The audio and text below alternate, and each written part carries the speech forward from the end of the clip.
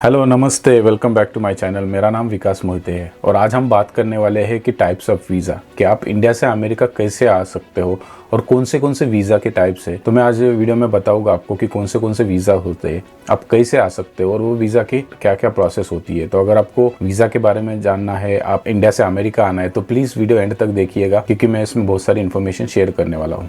तो जैसे कि मैंने पहले वीडियो में मेरे बोला था, अमेरिका में जो इमिग्रेशन हो रहा है, यहाँ पे बहुत सारी डिफिकल्टीज हो रहे हैं। 2025 में बहुत सारे चेंजेस हो रहे, लेकिन फिर भी अगर आप आना चाहते हो तो यहाँ पे बहुत सारे ऑप्शंस है अभी भी फिलहाल। जो फर्स्ट वीजा टाइप है उसका नाम है टूरिस्ट और बिजनेस वीजा, उसको B1 और B2 भी कहा जाता है। जो B1 में आता है, बेसिकली आप यहाँ पे आते हो कुछ बिजनेस करने के लिए, कॉन्फ्रेंसेस करने के लिए या कुछ ऐसे शॉर्ट टर्म वर्क के लिए आते हो, तो उसको B1 बोला जाता है। और उसमें सब कैटेगरी है B2 में बेसिकली आप किसी रिलेटिव को मिलने यहाँ पे आते हो या किसी रिलीजियस पर्पज पे आते हो या आपका कोई मेडिकल इशू हो, जैसे कि आपको कोई सर्जरी वगैरह यहाँ पे करना है, तो वो B2 दिया जाता है। तो B2 बेसिकली B1 B2 का एक 10 ईयर का ये आपको एक स्टैंप दिया जाता है आपके पासपोर्ट पे, और वो स्टैंप के बेसिस पे आप इंटर कर सकते हो और मैक्सिमम 6 महीना रह सकते हो। ये टूरिस्ट वीज़ा होता है। यहाँ पे आप लोग टूरिज्म के लिए, जैसे कि बोला, या फैमिली के मिलने के लिए या शॉर्ट टर्म बिजनेस के लिए आते हैं, वो करना है और रिटर्न जाना, तो इसमें काम अलाउड नहीं होता। तो ये बेसिकली आपको यहाँ पे शॉर्ट टर्म के लिए दिया जाता है, जिसमें वर्क अलाउड नहीं होता है। ये जो सेकंड कैटेगरी वीज़ा है, इसको स्टूडेंट वीज़ा बोला जाता है। ये स्टूडेंट वीज़ा में 3 सब कैटेगरीज होते हैं। एक होता है F1, दूसरा होता है M1 और तीसरा होता है J1। सो F1 बेसिकली होता है अगर आपको यहाँ पे कुछ एजुकेशन लेना है, अगर आप यहाँ पे आके ग्रेजुएशन करना चाहते हो या पोस्ट ग्रेजुएशन करना चाहते हो, मास्टर्स करना चाहते हो या MBA करना चाहते हो, तो वो एजुकेशन के लिए वो जो वीज़ा होता है उसको F1 बोला जाता है। आपको इंडिया से अप्लाई करना पड़ता है यहाँ पे यूनिवर्सिटीज़ में, कॉलेज में, फिर कॉलेज आपको अप्रूव देता है। अप्रूव देने के बाद आपको फिर वो वीज़ा के लिए अप्लाई करना पड़ेगा। फिर वीज़ा का अप्लाई करने के बाद इसमें आपको ऑन कैंपस कुछ आवर्स के लिए वर्क करना अलाउ करते हैं, जैसे कि 20 आवर्स और लेस देन 20 आवर्स आपको अलाउ किया जाता है कैंपस के बाहर काम करने के लिए। और जब तुम ग्रेजुएशन होते हैं, जैसे ग्रेजुएशन हो जाता है, तो उसको आपको OPT दिया जाता है, ऑप्शनल प्रैक्टिकल ट्रेनिंग। जो ट्रेनिंग में मतलब आप बेसिकली काम कर सकते हो, उसके बाद आपको कोई भी कंपनी हायर कर सकती है, आपको जॉब दे सकती है, फिर आप वो जॉब में काम कर सकते हो। फिर जैसे कि काम करना शुरू करोगे तो आपका वीज़ा भी एक्सटेंड होएगा आगे, फिर वीज़ा एक्सटेंड होने लगेगा तो फिर वो फ्यूचर में बढ़ते जाएगा। तो F1 का यही फायदा होता है कि आप यहाँ पे एजुकेशन करो, उसके बाद आपका एक्सटेंड होगा वीज़ा, तो आप उसमें जॉब कर सकते हो। और सेकेंड होता है M1 बेसिकली क्या होता है कि आपके पास कोई एक्स्ट्रा ऑर्डिनरी स्किल हो या कुछ आप यहाँ पे ट्रेनिंग लेने के लिए आए हो, जैसे कि वोकेशनल ट्रेनिंग होता है। अगर कुछ ट्रेनिंग लेने के आए हो या तो आपका कंपनी बोलता है कि आपको एक सर्टेन ट्रेनिंग चाहिए, तो वो ट्रेनिंग पे आपको वीज़ा दिया जाता है। तो उतने पीरियड पर ही आपको वीज़ा दिया जाता है, आपको वो ट्रेनिंग लेनी है और जाना है वापस इंडिया।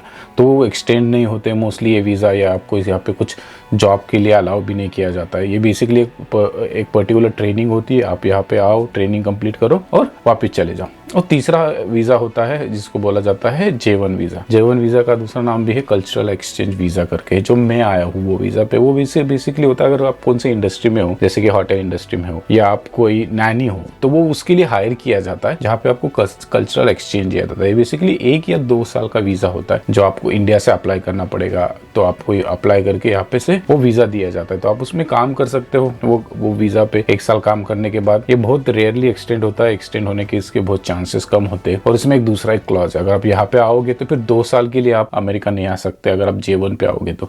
लेकिन J1 एक तरीके से एक जॉब का ही वीज़ा होता है, जिसमें आप जॉब भी करो, यहाँ पे कुछ चीज़ें सीखो भी सेम टाइम, तो आपको एक कल्चरल एक्सचेंज की तरह वो देखा जाता है। तो ये बेसिकली 3 कैटेगरीज होते हैं स्टूडेंट वीज़ा में। तो स्टूडेंट वीज़ा का यही होता है कि आप यहाँ पे आओ, अपना पढ़ाई कर लो, तो आपका अगर एक्सटेंड होगा तो आप एक्सटेंड होने के बाद फिर उसके साथ आप जॉब कर सकते हो और फ्यूचर में आपका वो ग्रीन कार्ड में भी कन्वर्ट हो सकता है। तो लॉन्ग प्रोसेस होता है। और थर्ड वीज़ा कैटेगरी है जिसको वर्क वीज़ा बोला जाता है। तो आप यहाँ पे वर्क करने के लिए आ सकते हो अमेरिका में इंडिया से। वर्क कैटेगरीज में भी 3 सब कैटेगरीज होते हैं। एक होता है H1B, एक होता है L1 और एक होता है O1। सो H1B वीज़ा क्या होता है, बेसिकली ये एक स्पॉन्सरशिप होता है कि आपको यहाँ पे स्पॉन्सर दी जाती है जॉब से। आप इंडिया से जॉब ढूंढो, अप्लाई करो, फिर आपका जो स्पॉन्सर होता है वो आपको यहाँ से स्पॉन्सर करता है। मतलब जो आपका एम्प्लॉयर है, जो भी आप कंपनी में काम करोगे, वो आपको स्पॉन्सर करता है। और इसमें लॉटरी सिस्टम होता है। लॉटरी सिस्टम मतलब कि बहुत सारे एप्लीकेंट अपना एप्लीकेशन करते हैं इसमें, और कुछ लोगों का ही चुनाव होता है, जैसा कि लॉटरी में निकलता है, उनके नंबर निकलते हैं। और ये वीज़ा बेसिकली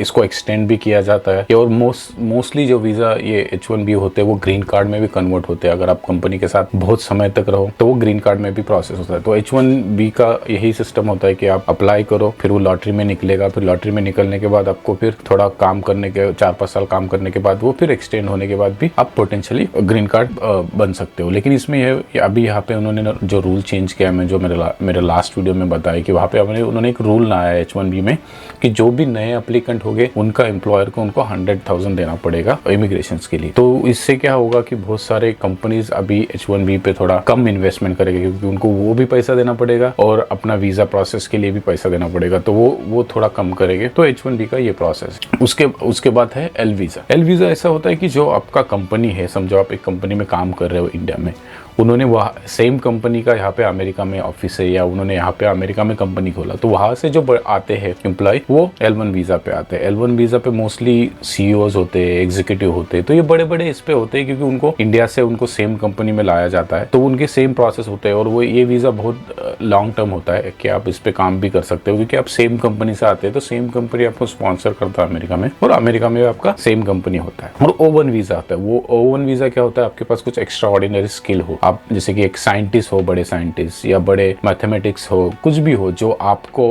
अमेरिका में बहुत जरूरत है ऐसे लोगों की, तो वो उनके लिए O1 वीजा दिया जाता है क्योंकि एक्स्ट्रा ऑर्डिनरी स्किल है। तो ये बेसिकली वर्क वीजा से, जो वर्क वीजा में तीन कैटेगरीज, लेकिन इसमें जो मोस्ट पॉपुलर वीजा है H1B वीजा है, जो लॉटरी बेसिस पे आता है। और चौथा और लास्ट कैटेगरी का वीजा है फैमिली और मैरिज बेस्ड वीजा। इसमें होता है K1 और IR1 या CR1 बोला जाता है उसको। दो कैटेगरी होते हैं मोस्टली। जो K1 वीजा होता है बेसिकली फियांसे वीजा भी बोला जाता है। जैसे कि एक अमेरिका सिटीजन है, वो किसी को एंगेज हो इंडिया में जाके, किसी लड़का हो या लड़की वो दोनों एंगेज होते हैं इंडिया में, फिर उनको एक वीजा दिया जाता है K1। सो वो K1 वीजा लेके आप यहाँ पे आना पड़ता है अमेरिका में, और अमेरिका में आपके पास 90 डेज होते हैं। आप 90 डेज के अंदर आपको शादी करनी पड़ती, फिर उसके बाद आपका पेपर फाइल करना पड़ता है। तो वो K1 वीजा पे होता है अगर आप इंडिया में एंगेज करके यहाँ पे शादी करो। और CR1 और IR1 में क्या होता है, बेसिकली आप इंडिया से आए हो, कौन से पे वीजा पे हो, H1B वीजा पे या कौन से भी वीजा पे, और यहाँ पे अमेरिकन सिटीजन है जो आपसे शादी करता है, तो आप यहाँ पे हो, यहाँ पे शादी करते हो, तो वो वीजा के लिए अप्लाई होता है। फिर उसके बाद वो वीजा को कन्वर्ट किया जाता है, फिर वो ग्रीन कार्ड होता है, फिर ग्रीन कार्ड से फिर उसका आप सिटीजन बनते हो। तो ये वीजा के प्रोसेस है। फैमिली बेस में भी बहुत सारे होते हैं, जैसे कि आप पेरेंट्स के लिए आप स्पॉन्सरशिप कर सकते हो। जब पेरेंट्स का मैंने खुद के लिए, मेरी माँ के लिए स्पॉन्सर किया था पेरेंट का, वो सबसे फास्टेस्ट प्रोसेस में होता है जो आपके माँ या पेरेंट्स के लिए करो, या आपके कोई बच्चे हो अंडर 18 ईयर्स एज के अगर इंडिया में हो तो उनके लिए भी स्पॉन्सर करते हैं। तो ये सारे कैटेगरीज होते हैं फैमिली बेस में वीजा में। तो ये सारे वीजा की कैटेगरीज है। इसमें जैसे कि मैंने बताया बहुत सारे ऑप्शंस है आपके पास, आप कौन से वीजा पे आना चाहो। जैसे कि मैंने बोला इमिग्रेशन अभी फिलहाल के टाइम पे बहुत डिफिकल्ट है, लेकिन इम्पॉसिबल भी नहीं। आप ट्राई करने की कोशिश करो तो बहुत सारे ऑप्शन भी है, यहाँ पे आप आ सकते हो। तो अगर आपको ये वीडियो अच्छा लगा रहेगा, कमेंट कीजिए, शेयर कीजिए, लाइक कीजिए, और कमेंट में जरूर बताइए कि आप कौन से वीजा के लिए अप्रोच करोगे और आपको कौन सा वीजा बेस्ट पड़ता है, आपको सूट करता है। अगर वो वीजा के बारे में आपको स्पेसिफिक इन्फॉर्मेशन चाहिए या मैं वीडियो बना उसके ऊपर, तो कमेंट में जरूर बताइए। Thank you.